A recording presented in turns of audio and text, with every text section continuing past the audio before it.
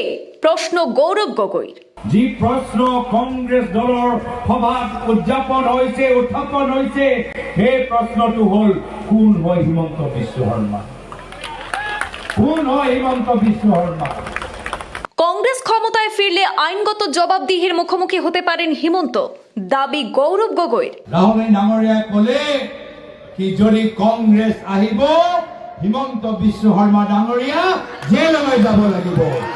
দুর্নীতির অভিযোগ ঘিরে প্রশ্নের মুখে হিমন্ত সরকার, কটাক্ষ গৌরব গগৈর।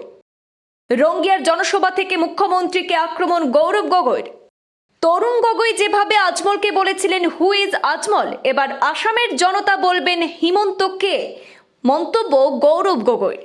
মোৰ প্ৰয়াত পিতৃ তৰুণ গগৈদেৱে কৈছিল হু ইজ আজমল ডাঙৰীয়া, কিন্তু আজিৰ তাৰিখত অসমৰ জনসাধাৰণে ক'ব লাগিব কোন হয় হিমন্ত বিশ্ব শৰ্মা ডাঙৰীয়া। আসামে মামির জমি না মন্ত্রী অশোক সিংহলের জমি বেশি, তা নিয়ে রাজনৈতিক মহলে জোর চর্চা। যে গুৱাহাটীৰ ভিতৰত প্ৰতিযোগিতা, যে কাৰ ওচৰত বেছি মাটি আছে, অশোক সিংহল ডাঙৰীয়াৰ ওচৰত বেছি মাটি আছে নে মামিৰ ওচৰত বেছি মাটি আছে? কাৰ ওচৰত বেছি মাটি আছে? কাৰ ওচৰত বেছি মাটি আছে? সর্বানন্দের পিঠে আর প্রয়াত তরুণ গগৈর বুকে রাজনৈতিক আঘাত করেছেন হিমন্ত। তুমি এতিয়া অসমৰ মুখ্যমন্ত্ৰী হবলৈ গৈ আছা, কিন্তু চাবা তুমি নিজৰ লগত এজন মানুহক লৈছা যিজনে মোৰ পিঠিত ড্যাগাৰ মাৰিলে সেইজনে তোমাৰ বুকুত ড্যাগাৰ মাৰিব, আৰু সেয়াই বাস্তৱ হ'ল। ক্ষমতা হারানোর পর আইনি জটিলতা এড়াতে রাহুল গান্ধীর কাছে গেলেও হিমন্তকে কংগ্রেসে ভিড়তে দেওয়া হবে না, এমন দাবি প্রদেশ কংগ্রেস সভাপতির।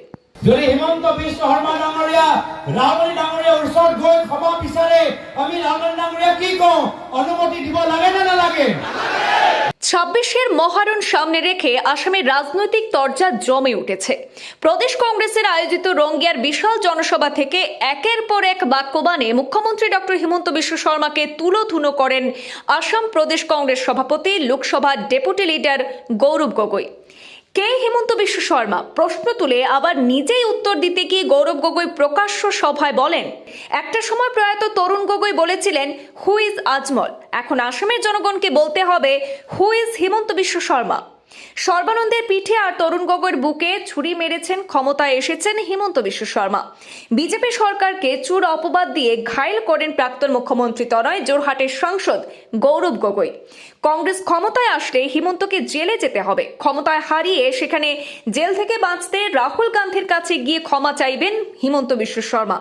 রাহুল গান্ধী ভালো মনের মানুষ, তিনি কনসিডার করলেও হিমন্তকে কোনো অবস্থায় কংগ্রেসে গ্রহণ করা হবে না বলে জানিয়ে দিলেন গৌরব গগৈ। সভায় রাজনৈতিক বক্তব্যে তিনি বলেন, সর্বানন্দকে বলেছিলাম ওই মানুষটা থেকে সতর্ক থাকতে, না হলে পিঠে ছুরি মারবে। ঠিকই পিঠে ছুরি মেরে সর্বানন্দের কুর্সি কেড়ে নিয়েছেন বলে দাবি করেছেন গৌরব। প্রাক্তন মন্ত্রী সিদ্ধার্থ ভট্টাচার্যের প্রসঙ্গ উত্থাপন করে গৌরব গগৈ বলেন, যে সিদ্ধার্থ ভট্টাচার্যের হাত ধরে হিমন্ত বিজেপিতে ভিড়েছিলেন, আজকের দিনে সেই সিদ্ধার্থ ভট্টাচার্যকেই দলে অকেজো করে রেখেছেন বলেও দাবি করে মুখ্যমন্ত্রীকে সেখানে আক্রমণ করেন প্রদেশ কংগ্রেস সভাপতি গৌরব গগৈ। আমাদের হাতে মন্তব্য রয়েছে গৌরব গগৈয়ের, সরাসরি শুনবো।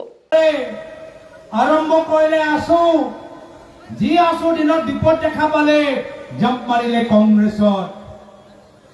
কংগ্রেসত যেতিয়া বিপদ দেখা পালে জাম্প মারিলে বিজেপি লয়, আর যেতিয়া বিজেপি দলৰ যেতিয়া চৰকাৰ যাব আকৌ হিমন্ত বিশ্ব শৰ্মা ডাঙৰীয়া কংগ্ৰেছৰ ভিতৰত জাম্প মাৰিব বিচাৰিব। তেতিয়া ল'ব লাগিব নেকি? হিমন্ত বিশ্ব শৰ্মা ডাঙৰীয়াক কংগ্ৰেছক ল'ব লাগিব নেকি? ভালকে কওক, ল'ব লাগে নেকি? আজি আমি ইয়াতে আনুষ্ঠানিকভাৱে সিদ্ধান্ত ললো, আমাৰ কংগ্ৰেছ কৰ্মীসকলৰ সমাবেশত আমি সিদ্ধান্ত ললো যে কেতিয়াও চিৰকালৰ বাবে কংগ্ৰেছ দলৰ ভিতৰত আমি হিমন্ত বিশ্ব শৰ্মা ডাঙৰীয়াক সোমাবলৈ নিদিওঁ। আমাৰ দলৰ নেতা ৰাহুল গান্ধী ডাঙৰীয়াই কি ক'লে? ৰাহুল গান্ধী ডাঙৰীয়াই ক'লে কি যদি কংগ্ৰেছ আহিব হিমন্ত বিশ্ব শৰ্মা ডাঙৰীয়া জেললৈ যাব লাগিব। নিজৰ পাপৰ বাবে, নিজৰ অন্যায়ৰ বাবে, নিজৰ অহংকাৰৰ বাবে, নিজৰ ভ্ৰষ্টাচাৰী শাসনৰ বাবে হিমন্ত বিশ্ব শৰ্মা ডাঙৰীয়া ক'ত যাব? হিমন্ত বিশ্ব শৰ্মা ডাঙৰীয়া ক'ত যাব? হিমন্ত বিশ্ব শৰ্মা ডাঙৰীয়া ক'ত যাব? নিজকে বচাবলৈ আকৌ তেওঁ ৰাহুল গান্ধী ডাঙৰীয়াৰ ওচৰত যাব। আৰু ৰাহুল গান্ধী ডাঙৰীয়া মনটো তেওঁ ভাল মানুহ হ'ব পাৰে, মনটো অলপ ফৰক বৰক হয়।